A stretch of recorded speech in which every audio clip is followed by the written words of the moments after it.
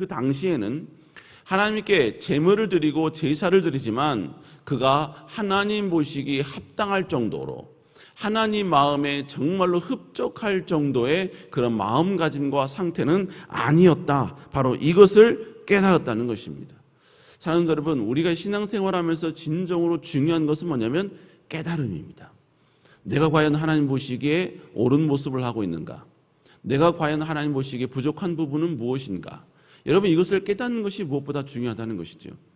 성경에 보면 하나님 앞에 채찍을 맞고 징계를 받은 사람의 대부분의 특징은 뭐냐? 그들의 신분이 잘못됐기 때문이 아니었습니다. 그들이 하나님 말씀을 몰랐기 때문도 아니었어요. 그들에게는 깨달음이 없었다는 것입니다. 하나님의 말씀을 깨달았을 때 여러분, 진정으로 하나님은 무엇을 원하시는지, 하나님의 기쁨은 무엇인지 우리는 분명하게 인지하게 되는 것입니다. 자, 오늘 본문은 다윗은 이렇게 하나님 말씀 앞에 깨달음을 받게 되었습니다.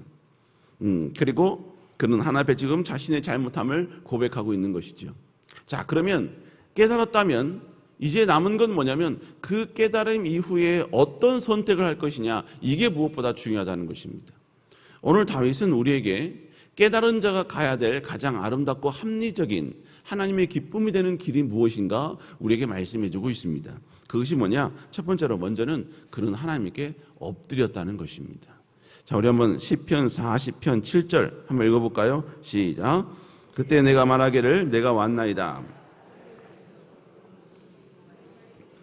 본문에 보니까 7절 전만 보니까 그때라고 이야기하고 있죠. 여기서 그때라는 것은 다윗이 하나님의 말씀을 깨달았을 때를 이야기하고 있는 거예요. 그의 귀가 열렸을 때를 이야기하고 있는 것입니다. 결국 귀가 열림으로 말미암아 그가 깨달았고 깨달음으로 말미암아 자신이 하나님께 드리는 제사에 자신의 태도에 문제가 있다는 걸 깨달았어요. 그러자 그가 제일 먼저 한 일이 뭐냐면 오늘 본문에 보니까 내가 왔나이다 라고 고백하고 있습니다. 여러분, 주님 앞에 내가 왔나이다 라는 고백은 하나님 앞에 절대로 버틴다거나 하나님을 설득한다거나 하나님 앞에 내가 저항을 한다는 의도가 전혀 아닙니다. 주님, 내가 왔습니다 라는 고백은 철저히 하나님 앞에 엎드리겠다는 표현인 것입니다. 철저히 하나님에게 무릎 꿇을 것이고 나는 철저히 하나님 앞에 좌정하며 하나님 앞에 내 자신을 토설하고 하나님의 그 은혜를 간구하겠습니다 라는 그 고백이 내가 왔나이다 라는 고백인 것입니다. 우리 사랑하는 여러분, 우리는 어떤 순간에도 언제나 철저히 내가 왔나, 주여 내가 왔나이다, 이 고백이 언제나 우리의 고백이 되어야 될 줄로 믿습니다. 그리고 난 다음에 7절 후반절에 그가 뭐라고 고백합니까? 본문에 보니까 내가 왔나이다, 나를 가리켜 기록한 것이 두루마리 책에 있나이다 라고 고백하고 있어요. 여기서 이야기하는 것은 나를 가리켜 기록한 것이 두루마리 책, 즉 성경 안에 있다는 것입니다. 그러니까 다윗이 두루마리 책을 보니까 그 두루마리 책 안에 자신의 잘못된 부분, 자신의 연약한 부분, 자신의 부족한 부분이 다 기록이 되어 있더라는 것입니다. 그러니까 결국 다윗은 자신의 이성과 생각에 의해서 무엇이 잘못됐느냐, 여러분 이걸 판단하지 않았습니다. 다윗에게 있어서 자신의 잘못된 부분과 잘한 부분에 대한 이 모든 결정의 기준은 뭐였었냐면 바로 하나님의 말씀이었다는 것입니다. 하나님의 말씀이 절대 기준이 되다 보니까 모든 사람들이 예스라고 할지라도 성경에서 노라고 했다면 다윗은 그 노라는 것 앞에 무릎을 꿇었다는 것입니다. 아무리 자기가 이성적으로 그리고 그가 살고 있는 그 시대 가운데 누가 뭐라 하지 않는 그러한 정도를 걷고 있다 할지라도 여러분 그것이 하나님 보시기에 옳지 않다라고 말했을 때 그는 먼저 하나님께 엎드리는 것을 선택했다는 것입니다. 사랑하는 여러분, 진정으로 하나님의 은혜를 간구하고 은혜를 경험할 수 있는 사람은 누구냐? 하나님 말씀 앞에 철저히 복종하는 사람입니다. 하나님 말씀 앞에 철저히 엎드리는 사람, 내 이성과 내 그리고 합리성과 내 판단을 주장하는 것이 아니라 하나님의 말씀이라면 그 말씀 앞에서 철저히 무릎 꿇을 수 있는 사람, 그래서 철저히 내 이성보다도 하나님의 말씀에 우선순위를 주는 사람, 여러분 바로 이런 사람이 하나님의 은혜를 더욱더 경험할 수 있게 되는 줄로 믿습니다.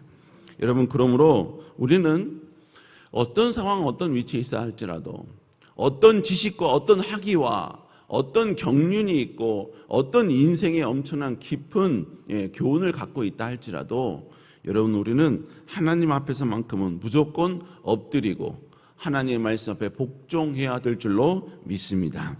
여러분, 그런 여러분들 되시길 다시 주의 이름으로 축복합니다.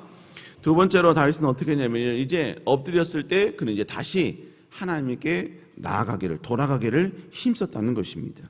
다윗은 자신의 연약함을 깨달은 이후에 이제부터는 뭐냐? 하나님의 기뻐하는 행동을 하겠다고 다시 서원을 하죠. 우리 한번 8절 다시 한번 읽어볼까요? 시작.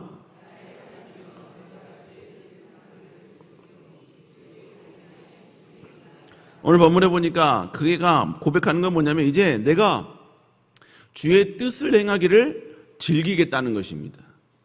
왜냐하면 본문 후반절에 보니까 주의 법이 나의 심중에 있나이다 라고 고백을 하고 있지요. 그러니까 지금 다윗은요, 그의 마음 가운데 하나님의 율법, 하나님의 법에 대한 지식이 있었다는 것입니다. 하나님에 대한 지식이 그 안에 있으니까 여러분, 자신의 삶 가운데 어떤 것이 하나님의 뜻인지, 무엇을 해야지만이 하나님의 기쁨인지, 이 모든 것에 대한 인식이 그의 마음 가운데 생기게 되었다는 것이지요. 여러분, 그렇기 때문에 그는 결국 뭐예요? 더욱더 하나님의 말씀 중심대로, 말씀을 따라, 말씀이 원하는 대로 여러분 그런 삶을 살겠다고 그는 결단하고 있다는 것입니다. 여러분, 그런데 아이러니한 것은 뭐냐면요, 아이러니한 것은 하나님의 명령과 계명대로 지킬 때 항상 우리에게 유익이 있느냐? 여러분, 그렇지만은 않다는 거예요.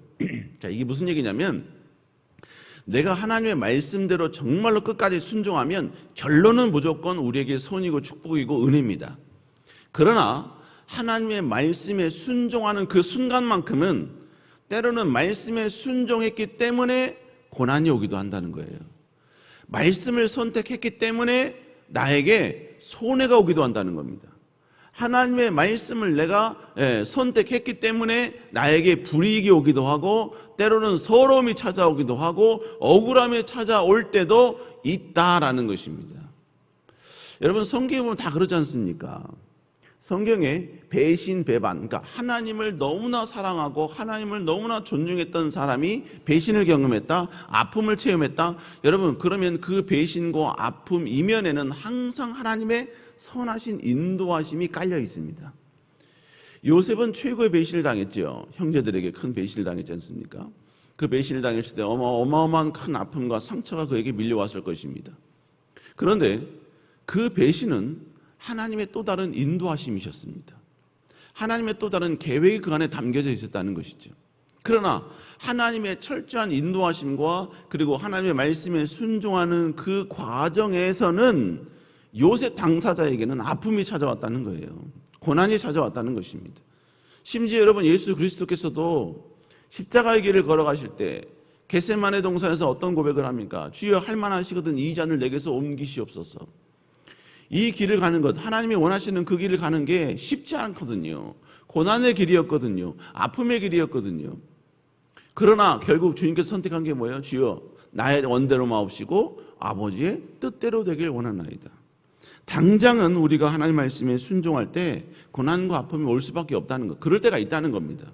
그러나 철저히 그럴지라도 하나님만 바라보고 앙망하는 자에게는 결국 하나님은 반드시 하나님의 말씀에 순종하는 자는 하나님이 이렇게 축복하시고 도우신다는 그 증거를 그의 삶을 통해, 인생을 통해 반드시 보여주신다는 것입니다. 그러므로 믿음이란 뭡니까? 믿음이란 지금 말씀에 순종한 까닭에 경험할 수밖에 없는 여러 가지 모든 아픔과 고난을 수용하고 받아들일 수 있는 용기가 믿음인 것입니다. 왜요? 하나님은 살아계신 분임을 알기 때문인 것이죠. 하나님은 지금도 역사하신 분임을 알기 때문이라는 것입니다. 여러분, 그래서 진정으로 하나님의 은혜 안에 거하는 자, 하나님의 능력을 경험하는 자, 다른 말로 이야기하면 하나님의 축복을 경험할 사람은, 그 사람에게 나타난 현상은 말씀에 대한 복종입니다. 말씀에 대한 순종입니다. 그러므로 지금 내가 하나님 보시기에 옳은 길을 걸어가고 있는가, 그렇지 않은 길을 걸어가고 있는가를 여러분, 우리가 측정할 수 있는 하나의 리트머스 종이는 내가 지금 과연 하나님 말씀 앞에 복종하고 있는가, 아니면 말씀에 저항하고 있는가, 우리는 이것을 살펴보면 되는 것입니다. 여러분, 결국 그것이 뭐예요? 그것이 결국은 뭐냐? 그것이 바로 생명나무를 선택하는 것입니다. 우리 사랑하는 여러분, 언제나 말씀으로 돌아오고 생명나무를 선택하며 하나님의 기쁨이 될 수 있는 여러분 되시기를 주의 이름으로 축복합니다. 여러분들 보세요. 내가 하나님의 은혜가 넘쳐나잖아요. 말씀이 회복됐잖아요. 말씀으로 돌아갔잖아요. 그러면 나타난 현상이 뭐냐? 다윗은 이렇게 고백을 합니다. 우리 한번 9절 다시 읽어볼까요? 시작. 여호와여, 내가 내 입술을 닫지 아니할 줄을 주께서 아시나이다. 본문에 보니까 내가 많은 회중 가운데 의의 기쁜 소식을 전한다는 거예요. 그가 수많은 사람들 앞에서 의의 기쁜 소식, 즉 하나님의 역사하심과 인도하심, 자신의 삶 가운데 찾아오신 그 하나님을 계속해서 증거한다는 것입니다. 그러면서 후반절에 보니까 여호와여, 내가 내 입술을 닫지 아니할 줄을 주께 아시나이다. 무슨 얘기냐면 자기는 절대로 하나님을 자랑하고 하나님을 소개하는 것, 이걸 절대로 멈추지 않겠다는 것입니다. 여러분, 결국 하나님의 은혜 안에 거하는 자, 하나님의 능력 안에 거하는 자에게 자연스럽게 나타나는 현상은 뭐냐? 예수 그리스도를 자랑한다는 것입니다. 나의 삶 가운데 찾아오신, 나의 삶 가운데 역사하신 하나님을 다른 사람에게 소개하고 다른 사람에게 알리는 것을 전혀 주저하지 않는다는 것입니다. 여러분, 그러므로 이것 또한 내가 과연 하나님의 정도를 걸어가고 있는가를 측정하는 척도가 될 수 있습니다.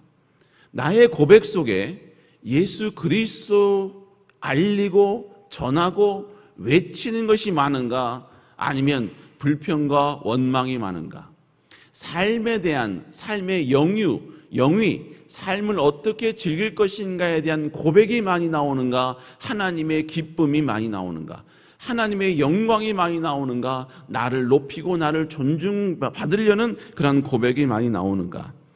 여러분, 다윗은 계속해서 자신이 아니라 하나님을 드러내고 하나님을 알리는 일에 집중했다는 것입니다. 이것이 결국 하나님이 기뻐하는 모습이다라고 그는 깨달았다는 것이죠. 그렇다면 다윗이 이토록 이 많은 일을 행했던 이유가 뭐냐 이거예요. 결국 다윗이 이렇게 깨달음을 통해 하나님께 돌아가는 이유가 뭐냐 이거예요. 다윗은 분명하게 고백을 합니다. 우리 11절 마지막 읽습니다. 시작. 여호와여, 주의 긍휼을 내게서 거두지 마시고 주의 인자와 진리로 나를 항상 보호하소서. 결국 다윗에게 있어서 가장 하나님 앞에 다윗이 절실하게 요청했던 건 뭐냐?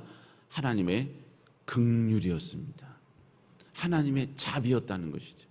다윗은 하나님의 자비, 하나님의 긍휼, 하나님의 은혜, 하나님의 부으심, 하나님의 도우심, 하나님의 역사하심, 하나님의 동행하심, 이게 없으면 그는 살 수 없다는 것을 뼈저리게 느꼈다는 것이죠. 그래서 다시 그가 하나님 보시기에 연약한 부분이 보였을 때 다시 손해가 있다 할지라도 그는 하나님께 엎드리는 방향, 엎드리는 쪽을 선택하며 하나님의 긍휼을 구했다는 것입니다. 사랑하는 여러분, 이건 우리도 마찬가지입니다. 우리가 신앙생활하면서 가장 우리에게 필요한 건 뭐냐면 하나님의 긍휼, 하나님의 은혜, 하나님의 자비인 것입니다. 하나님의 긍휼이 우리 안에 임하면 상황이 아무리 힘들어도요, 힘든 상황 때문에 무너지지 않습니다. 왜요? 하나님의 긍휼이 내 안에 있다는 걸 깨닫기 때문인 것이죠. 그리고 그 긍휼이 나로 하여금 힘이 되는 것입니다. 뿐만 아니라 여러 가지 많은 상황 가운데 여러분, 때로는 내 마음 가운데 여러분 곤고함이 찾아올 때가 있잖아요. 그런데 절대로 그 곤고함도 나를 점령하지 못하는 거예요. 왜? 내 안에 하나님의 그 긍휼의 은혜가 넘쳐나기 때문인 것입니다. 우리 사는 여러분, 우리에게 진짜 필요한 것은 긍휼임을, 하나님의 은혜임을 여러분 기억하시고 오늘도 다시 한번 하나님의 긍휼과 은혜를 구하는 여러분 되시기를 주의 이름으로 축복합니다. 기도하시겠습니다. 사랑의 은혜가 충만하신 주님, 오늘 다윗은 그의 인생 가운데 그의 무엇이 잘못되었는지를 깨달음을 통하여서 우리에게 귀한 지식과 은혜를 다시 한번 전달해 줌을 고백합니다. 주님, 다시 한번 우리는 여호와께로 돌아가는 저희들 되게 하여 주시고 여호와께 엎드려 여호와의 긍휼을 구하는 저희들 되게 하여 주시옵소서. 오직 여호와의 긍휼만이 우리를 회복시키시며 오직 여호와의 긍휼과 은혜만이 우리를 다시 살리는 유일한 능력인 줄 믿사오니 여호와여 다시 한번 주 앞에 엎드릴 때 주의 자비가 내려오게 하여 주옵소서. 특별히 아버지 이 시간 하나님께 귀한 예물 드리는 손길들이 있습니다. 특별히 아버지 정말로 아버지 가족의 건강을 위하여 기도하고 자녀를 위하여 기도하며 아버지 여러 가지 사업을 위하여 기도합니다. 주님 은혜 허락하여 주시고 여호와의 놀라운 은총과 능력이 함께할 수 있도록 주여 인도하여 주시옵소서. 특별히 여호와의 귀한 담임 목사님 붙잡아 주시고 아버지 더욱더 하나님의 청년의 영이 임하게 하여 주사 진정으로 하나님이 주시는 회복과 치유의 은혜가 임하게 하여 주시옵소서.